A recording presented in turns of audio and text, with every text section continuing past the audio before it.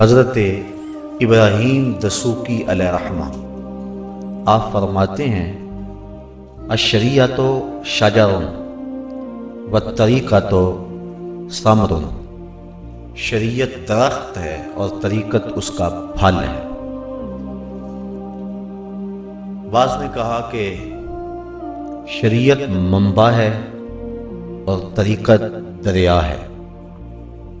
اس قول کو اعلیٰ حضرت نے بھی نقل کیا اور اس کے بعد خود اس پہ تبصرہ فرماتے ہوئے ارشاد کہا کہ درست یہ بھی نہیں، چونکہ یہ سمجھانے کے لیے ہے۔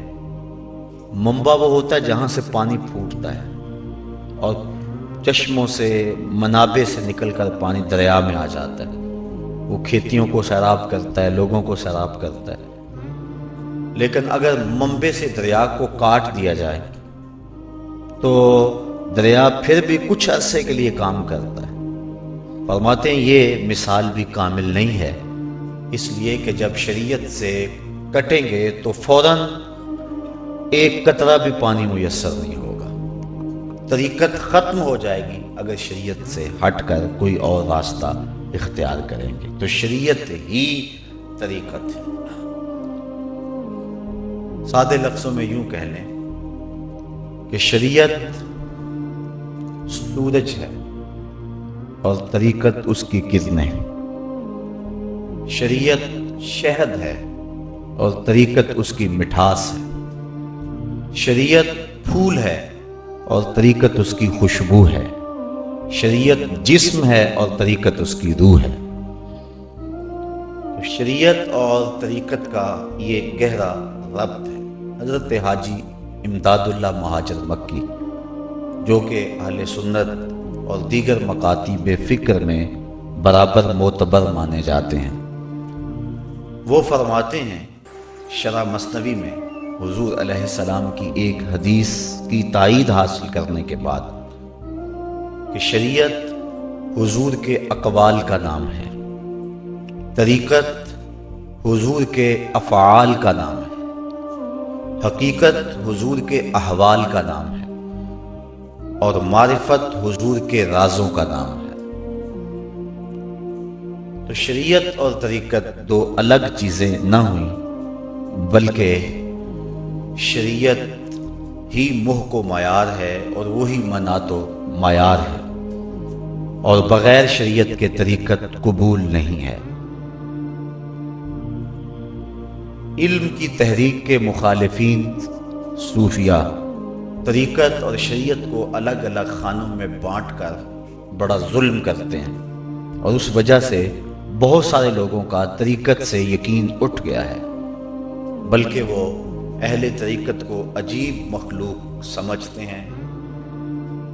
دوسری طرف جعلی اہل طریقت نے اس سلسلے کو اپنا کاروبار بنا کر اس مقدس اور مطہر راستے کو بدنام کیا، جس سے لوگوں کا اس سے یقین اٹھا۔ لیکن سیدھی سی بات ہے کہ اگر کمبل میں پسو پڑ جائیں تو کمبل تو نہیں جلایا کرتے، جھاڑ کے پسوؤں کو ہٹایا کرتے ہیں اور کمبل کو صاف کیا کرتے ہیں۔ تو اس کا یہ مطلب نہیں ہے کہ ہم طریقت کا انکار ہی کر دیں، اگرچہ کچھ لوگوں نے طریقت کے نام سے طریقت میں بہت ساری چیزیں شامل کر لی ہیں جن کا طریقت اور تصوف سے کوئی دور کا رشتہ بھی نہیں ہے۔ حضرت داتا صاحب کشف المعجوب میں لکھتے ہیں لیس التصوف رسوما ولا علوما، تصوف چند رسموں اور چند علموں کا نام نہیں ہے، یہ تو من کی ستھرائی کا نام ہے، یہ تو نفس کو تہذیب سکھانے کا نام ہے، یہ تو اندر کو پاکیزہ کرنے کا نام ہے۔ تو اس وجہ سے انکار کر دیا جائے تو یہ کوئی دانش مندی نہیں ہے، بلکہ جو متصوفین ہیں یعنی جعلی متصوفین، ان سے ناطہ توڑا جائے اور ان کو بے نقاب کر کے تصوف کی اصل روح کو لوگوں کے سامنے رکھا جائے۔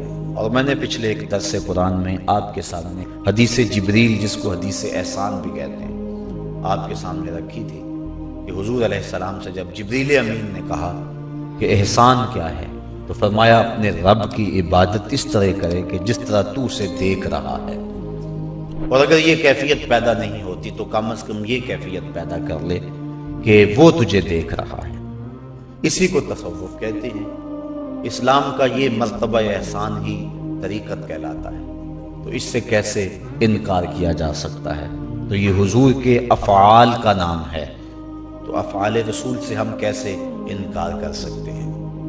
اعلیٰ حضرت نے ایک مثال سے اس کو یوں بھی سمجھایا، باقاعدہ اپنے عنوان سے ایک رسالہ لکھا، اس کے اندر آپ لکھتے ہیں کہ اس کی مثال یوں لے لیں کہ شریعت نور الہی ہے جو ایک فانوس میں ہے، اور طریقت اس کی روشنی کو بڑھا دینا ہے، جو وہ روشنی آئی ہے اس کو دور دور تک پہنچانے کا اہتمام کرنا، یہ طریقت ہے۔ سادے لفظوں میں آپ یوں کہہ لیں کہ جو احکام جن پہ ہم عمل کرتے ہیں، نماز، روزہ، حج، زکوٰۃ، دیگر اعمال، ان کو روح کی گہرائی تک لے جانا اور دل کی ایک ایک پرت میں ان کو سجا لینا، اس کو طریقت کہتے ہیں۔ طریقت اور شریعت یہ ایک ایسی حقیقت ہے جس کے دم سے خلوص کے جہاں میں روشنی ہے، اور انسان بالخصوص جو اہل طریقت ہیں وہ اپنی زندگی کے ایک ایک قدم کو پھونک پھونک کے رکھتے ہیں، اور اپنے رب کی رضا جوئی کے لیے وہ شب و روز کوشاں رہتے ہیں۔ راہ طریقت کے مسافر کو منزل مقصود تک پہنچانے کے لیے جو شخص راہبری کرتا ہے اس کو طریقت کی زبان میں مرشد کہتے ہیں۔ مرشد کا معنی راہ دکھلانے والا، ارشاد کرنے والا، اور جو اس راستے پہ چلنے والا ہے اسے سالک کہا جاتا ہے۔ سالک اور مرشد، مسترشد اور مرشد، یہ اس راستے پہ چلنے کا جو عہد کرتے ہیں اس عہد کو بیعت کہا جاتا ہے۔ بیعت عربی میں بک جانے کو کہتے ہیں۔ مرید اپنے شیخ کے ہاتھ پہ بک جاتا ہے، اور پھر شیخ جو جو بتلاتا چلا جاتا ہے مرید اس راستے پہ گامزن ہو جاتا ہے۔ پھر ایک وقت آتا ہے کہ منزل آگے بڑھ کے اسے گلے لگا لیتی ہے۔ اور بیعت کے حوالے سے یہ کوئی بات نہیں ہے کہ یہ بعد میں گھڑی ہوئی کوئی بات ہے، بلکہ حضور علیہ السلام نے صحابہ سے بیعت لی ہے۔ صرف بیعت اسلام نہیں ہے، بیعت اسلام کے بعد بھی حضور نے بیعتیں لی ہیں۔ بخاری کتاب الایمان کے اندر حضرت عبداللہ بن صامت رضی اللہ تعالی عنہ سے روایت ہے، اور یہ وہ صحابی ہیں جو بدر میں بھی شریک ہوئے۔ حضرت عبادہ بن صامت رضی اللہ تعالی عنہ فرماتے ہیں کہ حضور علیہ السلام نے ہم سے بیعت لی، اس حال میں کہ حضور کے ارد گرد صحابہ بیٹھے ہوئے تھے، اور حضور نے فرمایا آؤ میرے سے بیعت کرو، اس بات پر کہ اللہ کے ساتھ کسی کو شریک نہیں ٹھہراؤ گے، چوری نہیں کرو گے، زنا نہیں کرو گے، اپنی اولاد کو قتل نہیں کرو گے۔ تو یہ حضور علیہ السلام نے صحابہ سے بیعت لی۔ قرآن مجید میں اللہ تعالیٰ نے ارشاد فرمایا یا ایھا الذین آمنوا اتقوا اللہ وابتغوا الیہ الوسیلہ، اے ایمان والو اللہ سے ڈر جاؤ اور اس کا قرب حاصل کرنے کے لیے کوئی وسیلہ تلاش کرو، وجاہدوا فی سبیلہ، اور اس کے راستے میں مجاہدہ کرو، لعلکم تفلحون، تاکہ تم فلاح پا جاؤ۔ وسیلے سے مراد کیا ہے؟ بعض لوگ کہتے ہیں کہ وسیلے سے مراد اللہ تعالیٰ ہی ہے۔ یہ بڑی بے ڈھنگی سی بات کسی نے کی۔ اللہ تعالیٰ وسیلہ نہیں، وہ مقصود ہے، وہ مقصود ہے۔ وسیلہ تو وہ ہوتا ہے جو منزل تک پہنچاتا ہے، تو وہ تو خود منزل ہے۔ مومن کی منزل اللہ ہے، وہ اس کی رضا جوئی کے لیے شب و روز گزارتا ہے۔ اس کا قرب اس کی زندگی کا مقصد اولی ہے، تو وہ وسیلہ نہیں، وہ مقصود ہے۔ کچھ لوگوں نے کہا کہ وسیلہ سے مراد اعمال صالحہ ہیں، اچھے اعمال کے ذریعے سے اللہ کا قرب حاصل کرو۔ یہ بات معقول محسوس ہوتی ہے،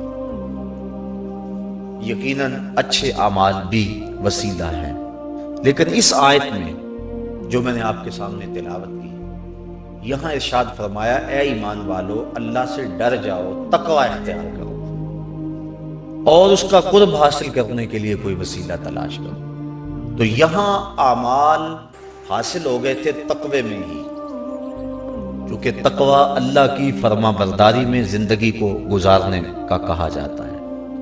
احتیاط کی جائے، کوئی ایسا کام نہ کیا جائے جس سے مالک ناراض ہو جائے، اس کی رضا جوئی کو حاصل کرنا تقوی کہلاتا ہے۔ کعب احبار سے ابن عمر نے پوچھا، آپ پچھلی کتابوں کے بھی عالم ہیں اور قرآن مجید اور احادیث طیبہ بھی آپ کی نظر میں ہیں، آپ بتائیں تقوی کیا ہے؟ کہا پوچھنے والے، کبھی ایسی وادی سے گزرے ہو جہاں کانٹے دار جھاڑیاں ہوں؟ کہاں کئی مرتبہ گزرا ہو۔ کہا پھر تم نے کیا کیا؟ کہا میں نے اپنے لباس کو سمیٹ لیا کہ جھاڑیوں سے گزر رہا ہوں اور جھاڑیوں سے کانٹے لگے ہوئے، میرا لباس تار تار نہ ہو جائے۔ کالا فضا کا تقوی۔ تو کعب احبار کہنے لگے کہ تقوی اسی کو کہتے ہیں کہ اس دنیا کی کانٹے دار گناہ بری جھاڑیوں سے یوں گزرا جائے کہ کوئی دامن سے کانٹا الجھ نہ جائے اور تمہارا دامن داغدار نہ ہو جائے۔ ترک دنیا کا نام تقوی نہیں ہے، غرق دنیا سے بچنے کا نام تقوی ہے۔ صوفیہ فرماتے ہیں دنیا کے اندر اس طرح رہو جس طرح کشتی پانی میں رہتی ہے۔ کشتی پانی میں رہے گی تو خود بھی تیرے گی، اوروں کو بھی ترائے گی۔ کشتی پانی میں رہتی ہے لیکن اپنے اندر پانی نہیں آنے دیتی۔ کشتی پانی میں رہے تو خیر، لیکن اگر پانی کشتی میں آ جائے تو کشتی کو لے ڈوبے گا۔ اس لیے کہا تم دنیا میں رہو خیر ہے، دنیا تمہارے اندر نہ رہے۔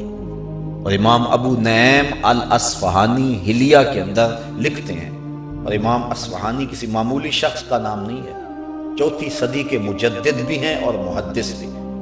فرماتے ہیں من نظر الی الدنیا نظر الحب اخرج اللہ تعالی من قلبہ نور الیقین والزہد۔ جو دنیا کو محبت کی نظر سے دیکھتا بھی ہے، اللہ اس کے دل سے زہد اور تقوی کے نور کو کھینچ لیتا ہے۔ تو تقوی انتہائی نگہداشت کے ساتھ اپنی زندگی کو گزارنا ہے۔ پھر جتنا بندہ اہم ہوگا اس کی احتیاطیں بھی اتنی زیادہ ہوں گی۔ ایک عالم دین سے زیادہ باز پرس ہوگی کیونکہ وہ علم کی دولتوں سے مالا مال ہے۔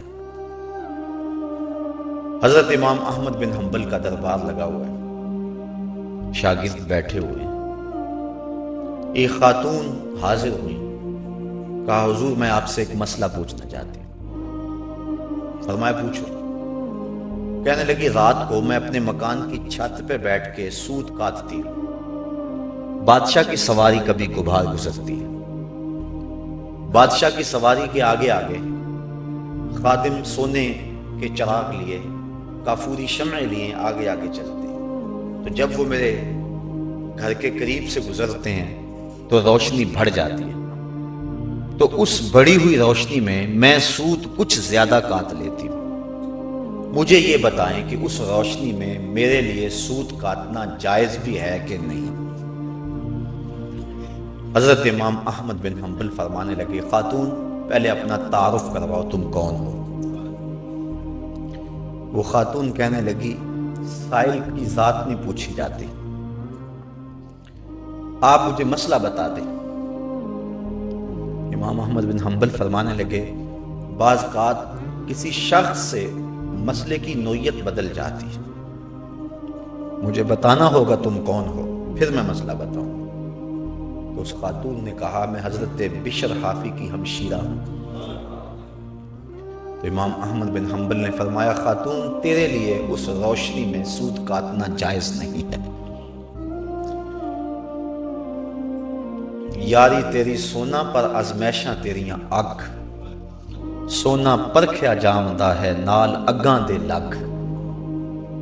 پیتل لوہے کو کوئی آگ سے نہیں پرکھتا، سونے کو آگ سے پرکھا جاتا ہے۔ جتنا آدمی رفیع المرتبت ہو اتنی اس کی احتیاطیں بھی زیادہ ہیں۔ ہمارے استاذ المکرم اللہ ان کی قبر پہ کروڑوں رحمت نازل فرمائے، جب شاگردوں کو فارغ کرتے تھے علوم دینیہ کی تکمیل کے بعد، فرماتے تھے بیٹا پہلے تم طالب علم تھے، اب معاشرے میں بحیثیت عالم دین جا رہے ہو، تمہارے اٹھنے بیٹھنے کو لوگ دین سمجھیں گے، کہیں ایسا نہ ہو کہ تم کوئی ایسا کام کرو لوگ دین سمجھیں اور وہ دین نہ ہو، تمہاری زندگی کا ایک ایک عمل دین کے مطابق ہونا چاہیے۔ تو جوں جوں بندہ مرتبہ رفیع پر فائز المرام ہوتا ہے تو اس کے معاملے بھی اتنے ہی نازک اور حساس ہو جاتے ہیں۔ حضرت جہانگیر سمنانی علیہ رحمہ، آپ سے کسی نے تقوی کے بارے میں پوچھا تو آپ نے فرمایا تقوی یہ ہے کہ نیکی کرنے کے باوجود بھی ڈرتا رہے، پتہ نہیں میری نیکی بھی قبول ہوئی ہے یا کہ نہیں۔ تو تقوی اس کو کہتے ہیں، گناہوں سے بچنے سے، نیکیوں کی بجا آوری سے تقوی حاصل ہوتا ہے۔ تو اعمال صالحہ تو تقوی میں ہی حاصل ہو گئے۔ اب اعمال صالحہ کے بعد جس وسیلہ کا تذکرہ کیا جا رہا ہے اس سے مراد قرآن مجید کی اس آیت میں اعمال نہیں ہو سکتے، نیکیوں کی بجا آوری سے تقوی حاصل ہوتا ہے۔ تو اعمال صالحہ تو تقوی میں ہی حاصل ہو گئے۔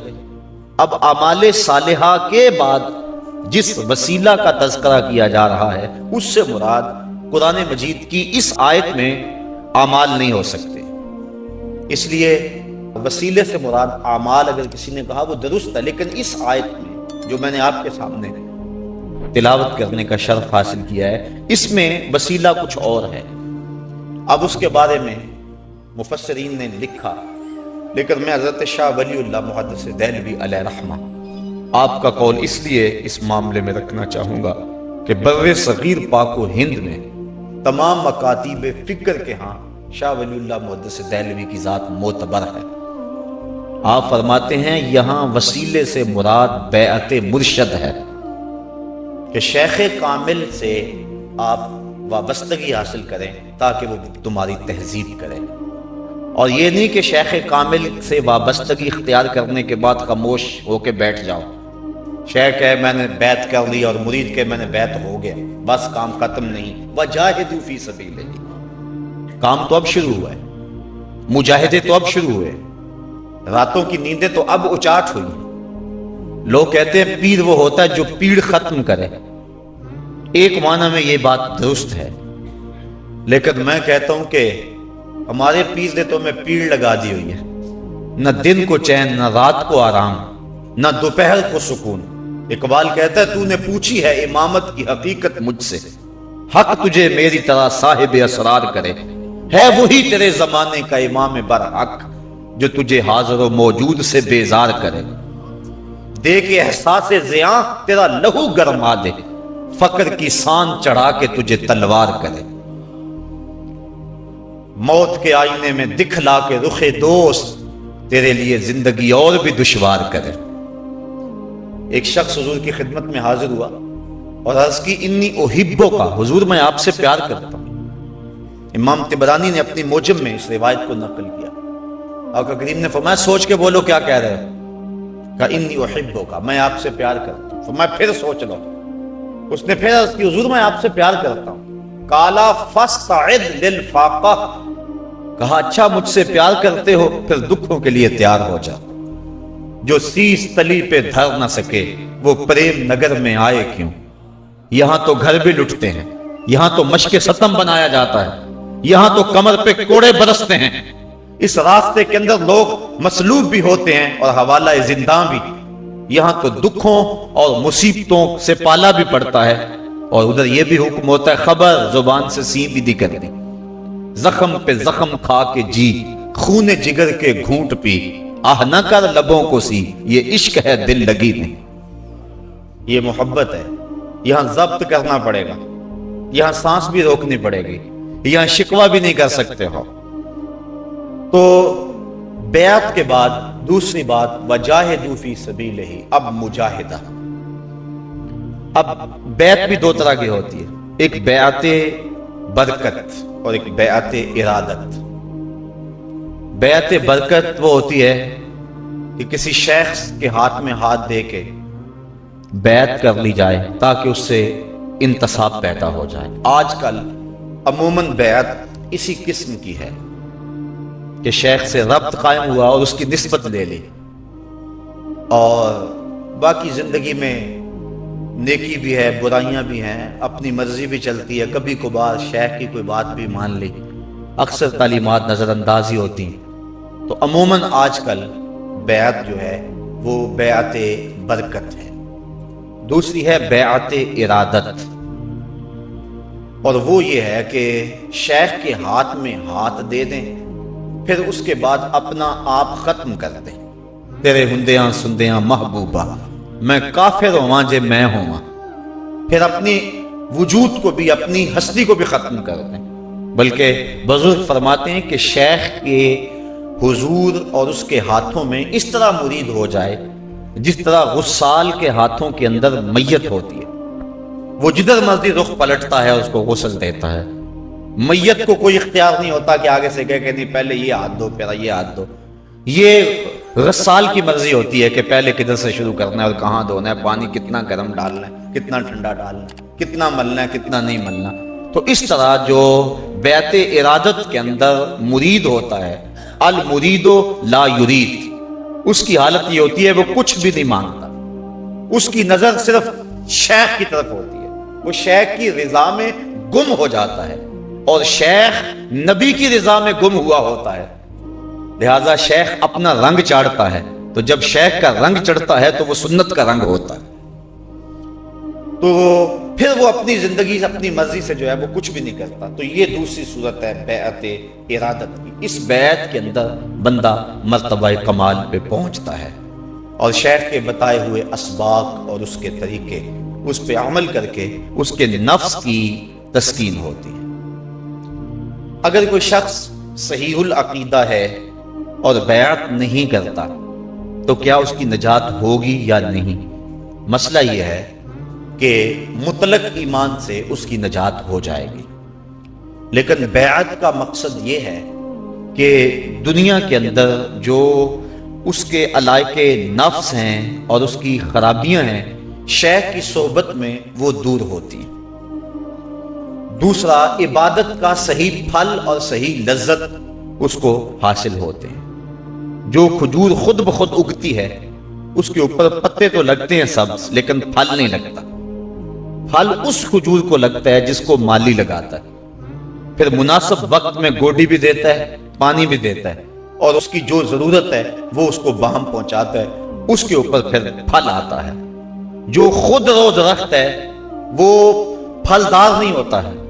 اس لیے خود آدمی عبادت، نیکیاں، یہ سب کچھ کرے، نجات کا جو ہے راستہ نہیں رکتا ہے، لیکن وہ حقیقی پھل تب آئے گا جب کسی شیخ کامل کے ہاتھ میں ہاتھ دے کر اپنا سب کچھ اس کے سپرد کر دے گا، اور پھر وہ نظر کرے گا تو دل کی دنیا کو بدل کے رکھ دے گا۔ اب حقیقی شیخ کون ہے؟ اعلی حضرت علیہ رحمہ آپ نے 4 شرائط لگائی ہیں۔ آپ فرماتے ہیں پہلے تو اعتقاد کے اعتبار سے درست ہو، صحیح العقیدہ۔ دوسرا، فاسق مولن نہ ہو، اعلانیہ فسق نہ کرنے والا ہو۔ شیخ معصوم عن الخطا نہیں ہوتا، یہ بات ذہن میں رکھیں، یہ شان نبی کی ہے کہ اس سے گناہ سرزد نہیں ہو سکتے، لیکن باقی لوگوں سے گناہ سرزد ہو جاتے ہیں۔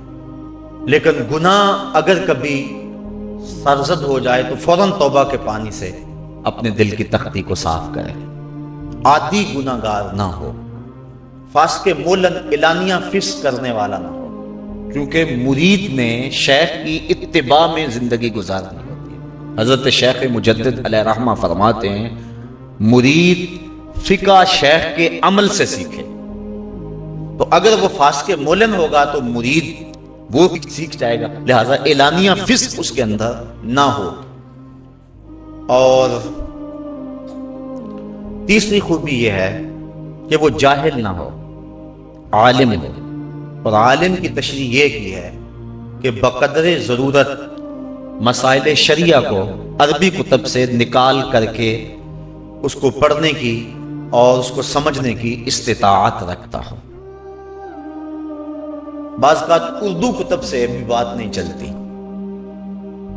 ایک بار ایسا ہوا کہ ہمارے وہاں ایک شخص ٹانگوں سے معذور تھا۔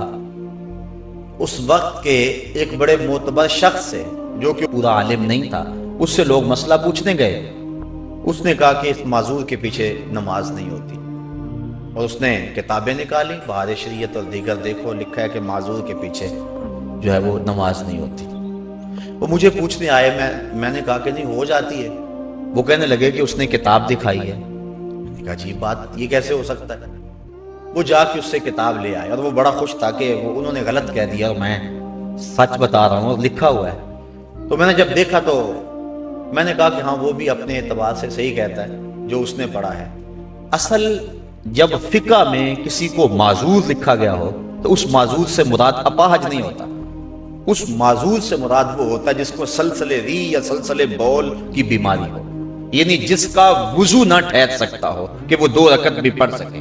اب اس کے لیے حکم شرعی یہ ہے کہ وہ نماز کا جب وقت شروع ہو تو وضو کر لے، پھر دوسری نماز کے وقت تک اس وجہ سے اس کا وضو نہیں ٹوٹے گا، اور کوئی وجہ ہوگی تو وضو ٹوٹے گا۔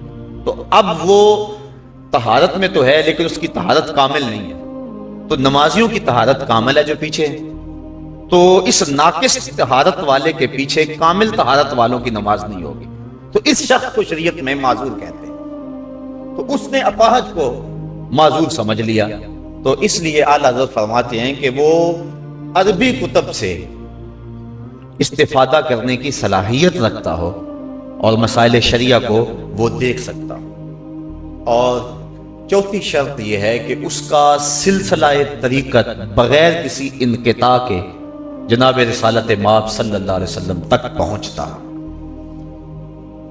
وہ واسطے ان کے اندر کوئی فرق نہ ہو، حضور تک اس کا سلسلہ متصل ہو، تو وہ اس قابل ہے کہ اس شخص کے ہاتھوں میں ہاتھ دے کر بیعت کی جائے۔ بعض علماء نے یہ شرط بھی 5ویں لگوائی ہے کہ کسی شیخ کامل کی صحبت میں بیٹھ کر اس نے علم طریقت حاصل کیا، کیونکہ شیخ کی صحبت میں بیٹھ کر جو کچھ حاصل ہوتا ہے وہ دور رہ کر حاصل نہیں ہوتا ہے۔ اور حضرت جنید بغدادی رضی اللہ تعالی عنہ نے یہ بھی شرط لگائی ہے کہ وہ محدث ہو، اور بعض علماء نے یہ شرط بھی لگائی ہے کہ اس کی نظر لوح محفوظ تک پہنچتی ہو، اور مرید کرنے سے قبل وہ دیکھے کہ یہ شکی ہے یا صحیح۔ اگر وہ شکی ہے تو اس کی شقاوت کو سعادت سے بدلے، پھر اس کو اپنے حلقہ ارادت میں داخل کرے۔ لیکن پرانے دور کے بزرگوں نے یہ شرائط لگائی تھی، موجودہ دور کے اندر ایسے لوگ خال خال ملیں گے، تو اگر ان 4 شرائط کا حامل کوئی شخص مل جائے تو اس کی صحبت کو غنیمت جاننا چاہیے، اور اس کی صحبت میں بیٹھ کر باطن کا نور اور باطن کے اجالے حاصل کرنے چاہیے۔ لیکن اس کے ساتھ ساتھ ایک بات یہ ذہن نشین بھی رہے، اور وہ چونکہ اس دور کا فتنہ ہے کہ اس کا تصوف اور اس کا جو انداز طریقت ہے وہ اجمی طرز پہ نہ ہو بلکہ خالص حجازی ہو۔ فقر بھی 2 قسم کا ہے، ایک فقر حجازی اور ایک فقر اجمی یا فقر ہندی جس کو کہہ لیتے ہیں۔ دوسرے لفظوں میں اقبال نے اس کو فقر بیدار اور فقر خفتہ کے نام سے تعبیر کیا، سویا ہوا فقر۔ جامع شرائط ہے، عالم بھی ہے اور باشرہ بھی ہے، سلسلہ بھی متصل ہے اور فاسق مولن بھی نہیں ہے، لیکن دین سے عدم آگہی کی وجہ سے وہ مزاج شریعت کو پوری طرح سے نہیں جانتا ہے، اور وہ لوگوں کی تربیت اس انداز سے کرتا ہے، ان کو راہ بنا دیتا ہے۔ حضرت جنید بغدادی فرماتے میرے رشتے میں ماموں اور شیخ حضرت سری سختی نے مجھے دعا دی کہ اللہ میرے بیٹے جنید کو پہلے محدث بنانا پھر فقیر بنانا. اگر کوئی پہلے فقیر ہے اور پھر محدث ہے تو اس کی نفی کی. کہا ایسے نہ ہو کہ پہلے فقر ہو اور پھر اس کے بعد جو ہے وہ علم آئے. کہا پہلے علم دینا، پہلے اس کو محدث بنانا اور اس کے بعد اس کو فقر کی دولت عطا کرنا، چونکہ اس کا فقر جو ہے وہ شریعت کے بالکل تابع ہوگا. ایسا شیخ کہ جس کی فکر ہی ٹھیک نہ ہو، جس کی فکر فقر ہی درست نہیں ہے، تو وہ کیوں کر رہنمائی کر سکتا ہے؟ اس لیے اقبال ایک موقع پہ کہتا ہے ڈھونڈ وہ فقر کہ جس کی اصل ہو حجازی. وہ فقر تلاش کر کے جو حجازی الاصل ہو. نذیر احمد دہلوی کے نام ایک مکتوب کے اندر اقبال نے لکھا کہ جب فقر فلسفہ بننا چاہتا ہے تو فقیر کی روح سے بغاوت کرتی ہے. فقر فلسفہ کا نام نہیں ہے، بلکہ فقر تو خالص حجازی ہے، اور یہ محمد عربی کی اداؤں کا نام ہے. اعلیٰ حضرت اور دیگر ہمارے مشاہیر نے اس پہ بحث کی ہے. حضرت داتا صاحب کشف المعجوب میں فرماتے ہیں پیر وہ نہیں ہے جو تمہارے رکے ہوئے کام چلا دے، پیر وہ نہیں ہے جو تمہاری بند فیکٹریاں چلا دے، بلکہ پیر وہ ہے جو نظر کرے دل کی دنیا کو بدل کے رکھ دے، جس سے من میں اجالے ہو جائیں اور روح میں چراغاں ہو جائے، من میں روشنی ہو جائے. وہ ہے تمہارا امام برحق، اور اس کی اطاعت ہی تمہیں سیدھی راہ پہنچائے گی. فقر قرآن احتساب ہست و بود، نئے ربابو مستیو رقص و سرود. فقر اریاں گرمیاں بدر و حنین، فقر اریاں بانگ تکبیر حسین. اقبال کہتا ہے قرآن کا فقر من کے محاسبے کا نام ہے. ڈھول کی تھاپک پہ ناچنے کا نام فقر نہیں ہے، مختلف رنگوں کے کپڑے پہن لینے کا نام فقر نہیں ہے، چرس کے سوٹے لگانے کا نام فقر نہیں ہے. ہاں اپنے بھی خفا مجھ سے ہیں بیگانے بھی ناخوش، کہ میں زہر حلاحل کو کبھی کہہ نہ سکا کانت. اپنے پیر کے دربار کا کلش بہت اونچا کر لینے کا نام بھی فقر نہیں ہے، درباروں پر چادریں چڑھانے کا نام بھی فقر نہیں ہے. فقر کیا ہے؟ احتساب ہست و بود. یہ تو من کے محاسبے کا نام ہے، یہ تو اندر کے گند اور اندر کی غلاظتیں، وہ حسد ہے، بغض ہے، کینہ ہے، ان کو دھونے اور ان سے اپنے من کو پاک کرنے کا نام ہے. نئے ربابو مستیو رقص و سرود. یہ رقص و سرود مستی اور بھنگڑوں کا نام نہیں ہے. اور آگے اقبال کہتا ہے فقر اریاں گرمیاں بدر و حنین. کہتا ہوں کھل کے بتا دیتا ہوں کہ فقر کیا ہے. یہ بدر و حنین کی گرمی کا نام ہے. فقر اریاں بانگ تکبیر حسین، یہ کربلا کے تپتے ہوئے ریگزار میں حسین ابن علی کی للکار کا نام. یہ فقر ہے اور یہ حقیقی فقر ہے. حضرت داتا صاحب کشف المعجوب میں لکھتے ہیں کہ حضرت ابو اسحاق اسفرائینی ایک جنگل میں گئے تو وہاں کیا دیکھا کہ کچھ صوفی گھاس کھا کھا کے گزارا کر رہے تھے. گھاس کھا لیتے، پانی پی لیتے چشمے کو، اللہ اللہ کرنے لگ جاتے. تو حضرت ابو اسحاق اسفرائینی نے جب اس منظر کو دیکھا تو غصے میں آ گئے. فرمایا آکلۃ الحشیش ہا ہنا انتم و امت محمد فی الفتن. تم یہاں گھاس کھاتے پھرتے ہو اور نبی کی امت فتنے میں مبتلا ہے. غریب کا گھر لٹ رہا ہو، بیوہ کے سر سے چادر اتر رہی ہو، یتیم کا خون چوسا جا رہا ہو، اللہ کی حدوں کو پامال کیا جا رہا ہو اور دین کی قدروں کا تماشا اڑایا جا رہا ہو، اور بندہ حجرے میں بیٹھا ہو کہ نہیں میں تو فقیر ہوتا ہوں. یہ فقیری نہیں ہوتی. فقیری تو یہ ہے کہ حضرت سیدنا امام حسین رضی اللہ تعالی عنہ کی خانقاہ سے بڑی خانقاہ کس کی ہو سکتی ہے، اور حجرہ فاطمہ سے بڑا حجرہ کس کا ہو سکتا ہے. انہوں نے بھی شہر مدینہ کو چھوڑ کر اور اس خانقاہ کو چھوڑ کے کربلا کے تپتے ہوئے ریگزار کے اندر ظلم اور جبر کے مقابلے میں کھڑا ہو کے عظیمت کی جو داستان رقم کی ہے. اقبال کہتا ہے میں کہتا ہوں کہ سب سے بڑا فقیر تو یہ حسین ابن علی تھا. اللہ اکبر. تو یہ ہے فقر کی روح. تو فقر حجازی اگر نصیب ہو جائے، فقر خفتہ نہ ہو، وہ فقر جو فیون ہے، اچھے بلے بندے کو جو ہے وہ ختم کر کے رکھ دے. اسلام نے جو طاقتور ہیں ان کے پنجے کو توڑا نہیں ہے، ان کے رخ کو موڑا ہے.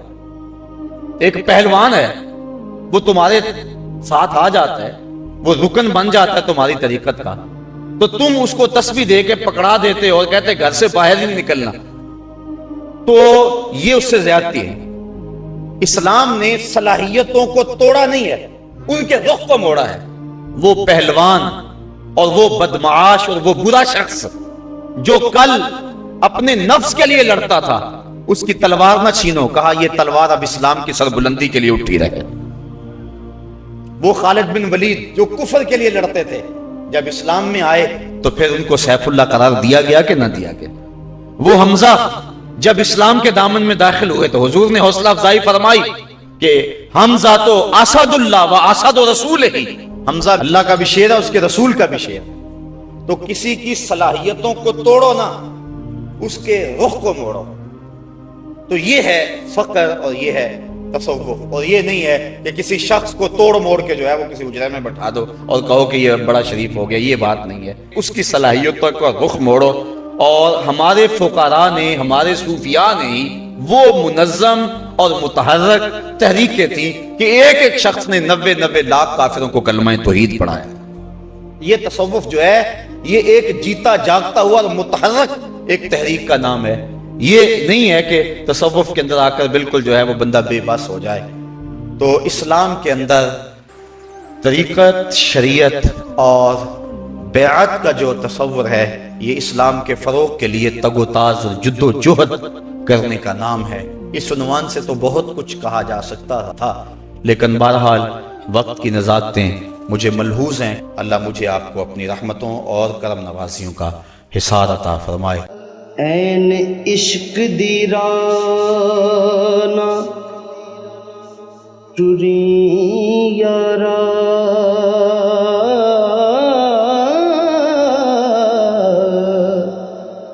ایتا در در پیک منگا دیندا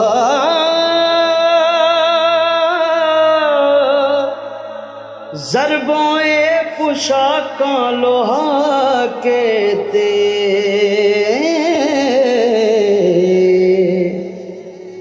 ڈیرے جنگلاں وچ لگوا دیندا۔